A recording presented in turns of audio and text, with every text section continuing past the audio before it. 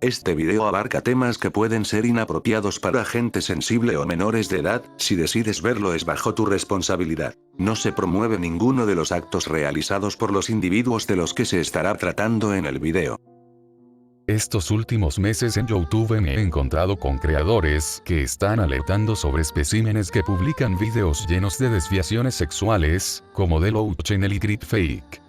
Además de encontrarme reseñas de fanfics tan asquerosos como Deeper by Taco Bell, a lo que me he preguntado, ¿esto es algo nuevo en YouTube?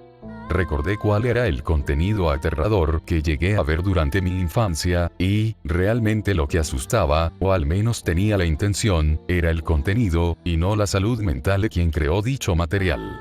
Es por eso que he llegado a la conclusión de que la salud mental se fue de sabático. Capítulo 1, la era del terror. A finales de la década de los 2000 en YouTube, se empezaron a popularizar metrajes que en el contexto de la época eran considerados aterradores.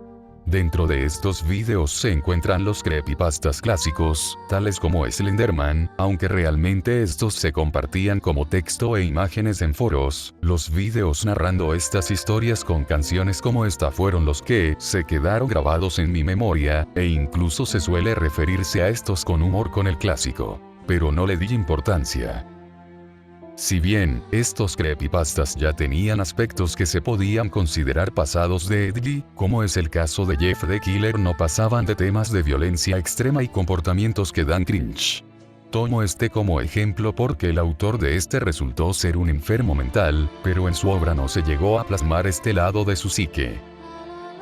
Además de los creepypastas existían videos que también entran en esta categoría, tales como el clásico Obedece a la Morsa o el tal vez menos recordado Usuario 666, siendo este primero recordado por ser el causante de varias noches de insomnio y pesadillas en los niños de esos años.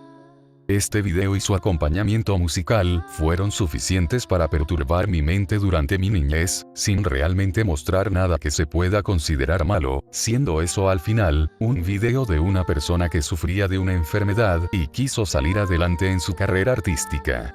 Con los años este caso pasó a producirme tristeza en lugar del miedo que solía darme cuando lo conocí, ya que el deplorable estado físico de la persona grabada es causa de una poliomielitis y un tratamiento defectuoso, haciéndome notar que debía preocuparme más por mis prejuicios que del estado físico de Sandy Crisp.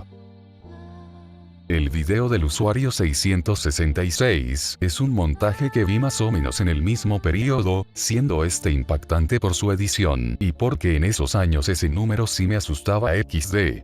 La ambientación y buena calidad del montaje lograban hacer sentir incomodidad al espectador, siendo lo que se veía en ese video algunos fragmentos que si miras detenidamente no significan nada y solo causan esa sensación por su estética y porque realmente no se puede ver nada claro en ellos, pudiendo llegar a ser tripofóbico para algunos usuarios.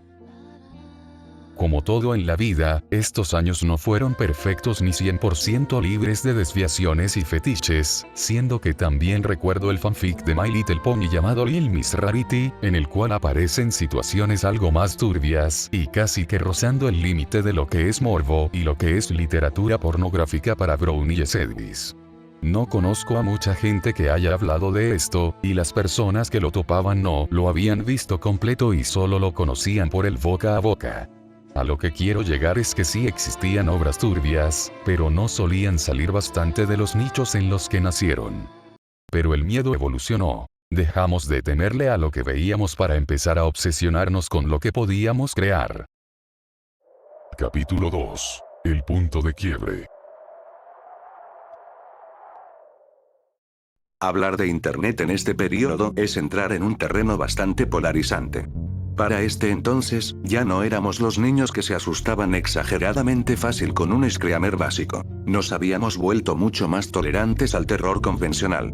En sintonía con esto, cuando Five Nights at Freddy's apareció en escena, no fue solo recibido con entusiasmo por los jugadores, sino que marcó el inicio de una obsesión colectiva por descifrar historias ocultas. No obstante, esta saga no solo atrajo a los entusiastas del horror, sino que capturó la atención de una audiencia masiva de pubertos y adolescentes. Fue precisamente este grupo el encargado de trasladar el interés del juego hacia plataformas como Tumblr, llenándolas de shipeos que, en muchos casos, rozaban lo bizarro. Si bien emparejar personajes ficticios es una práctica común, esta tendencia alcanzó su punto más crítico con el lanzamiento de Undertale en 2015.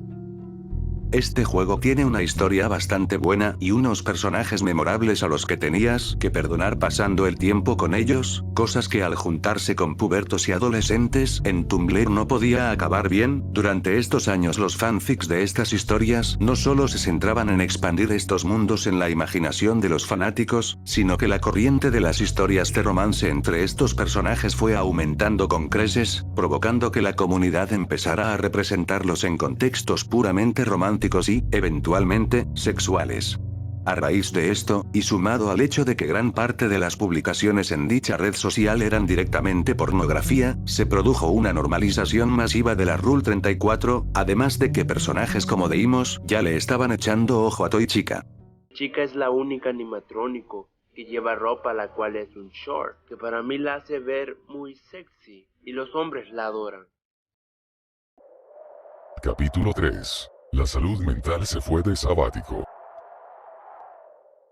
Con la normalización de la Rule 34 ya era inevitable encontrarse a los internautas más calenturrientos en casi cualquier rincón del internet, y con ellos los nuevos fanfics escritos con más hormonas que palabras.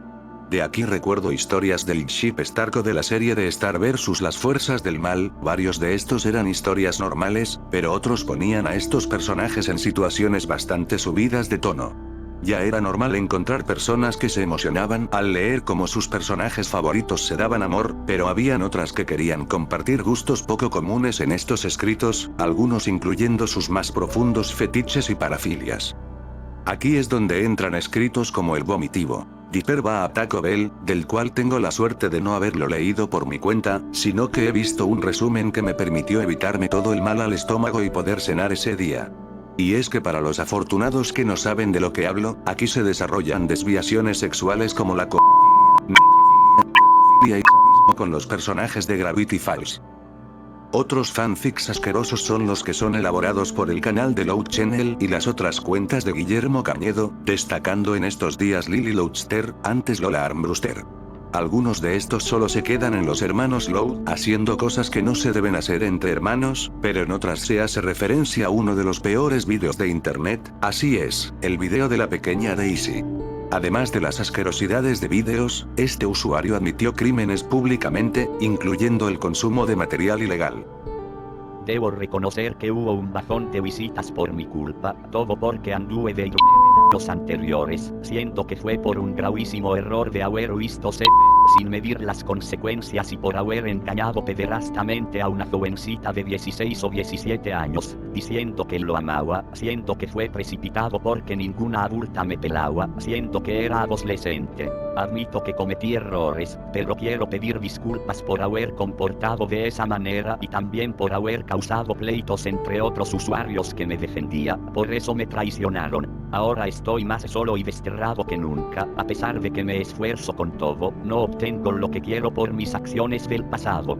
Ahora recuperar es más difícil que antes. El caso más reciente del que voy a hablar es el del canal CritFake, el cual sube creepypastas del Chavo del 8, de los cuales solo es necesario leer los títulos para saber las aberraciones que estos contienen. Si bien este usuario afirma que este contenido está hecho con la intención de choquear a la gente, sigue poniendo en dudas la integridad de la salud mental de este sujeto.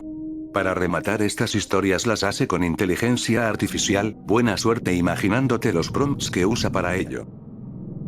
Luego de haber visto todo esto, toca formularse las siguientes preguntas. ¿Internet está peor o solo somos más viejos?